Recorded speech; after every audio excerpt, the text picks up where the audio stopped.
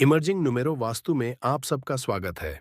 आज हम वास्तु पुरुष के जन्म और स्थापना कैसे हुई इस बारे में जानेंगे। वास्तु पुरुष की कल्पना भूखंड में एक ऐसे औंधे मुंह पड़े पुरुष के रूप में की जाती है जिसमें उनका मुंह ईशान कोण मतलब नॉर्थ ईस्ट कॉर्नर व पैर नैऋत्य कोण साउथ वेस्ट कॉर्नर की ओर होते हैं।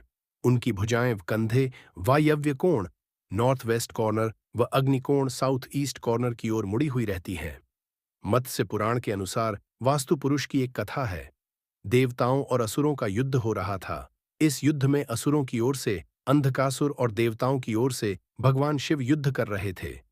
युद्ध में दोनों के पसीने की कुछ बूंदें जब भूमि पर गिरीं तो एक अत्यंत बलशाली और विराट पुरुष की उत्पत्ति हुई।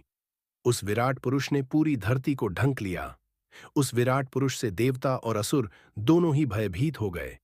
देवताओं को लगा कि यह असुरों की ओर से कोई नया असुर है, जबकि असुरों को लगा कि यह देवताओं की तरफ से कोई नया देवता प्रकट हो गया है। इस विस्मय के कारण युद्ध थम गया और उसके बारे में जानने के लिए देवता और असुर दोनों उस विराट पुरुष को पकड़कर ब्रह्मा जी के पास ले गए। उसे उन लोगों ने इसलिए पकड़ा कि उसे खुद ज्ञान नहीं था कि वह कौन है, क्योंकि वह अचानक उत्पन्न हुआ था। उस विराट पुरुष ने उनके पकड़ने का विरोध भी नहीं किया। फिर ब्रह्मलोक में ब्रह्मदेव के सामने पहुंचने पर उन लोगों ने ब्रह्मदेव से उस विराट पुरुष के बारे में बताने का आग्रह किया। ब्रह्मा जी ने उस बृहदाकार पुरुष के बारे में कहा कि भगवान शिव और अंधकासुर के युद्ध के दौरान उनके शरीर से गिरे पसीने की बूंदों से इस विराट पुरुष का जन्म हुआ है, इसलिए आप लोग इसे धरती पुत्र भी कह सकते हैं। ब्रह्मदेव ने उस विराट पुरुष को संबोधित कर उसे अपना मानस पुत्र होने की संज्ञा दी और उसका नामकरण करते हुए कहा कि आज से तुम्हें संसार में वास्तु पुरुष के नाम से जाना जाएगा और तुम्हें संसार के कल्याण के लिए धरती में समाहित होना पड़ेगा, अर्थात धरती के अंदर वास करना होगा।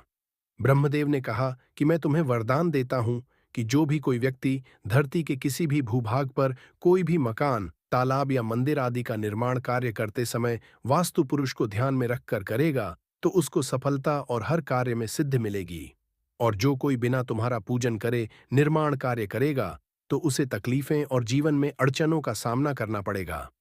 ऐसा सुनकर वह वास्तु पुरुष धरती पर आया और ब्रह्मदेव के निर्देशानुसार एक विशेष मुद्रा में धरती पर बैठ गया, जिससे उसकी पीठ नैऋत्य कोण व मुख ईशान कोण में था।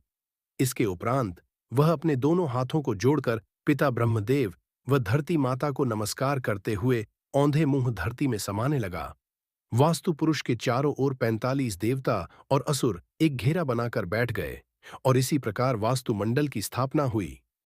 आपको यह कहानी कैसी लगी हमें जरूर बताएं और वास्तु से रिलेटेड वीडियोस देखने के लिए हमारे चैनल को सब्सक्राइब करें और इमर्जिंग नुमेरो वास्तु के साथ जुड़े रहे।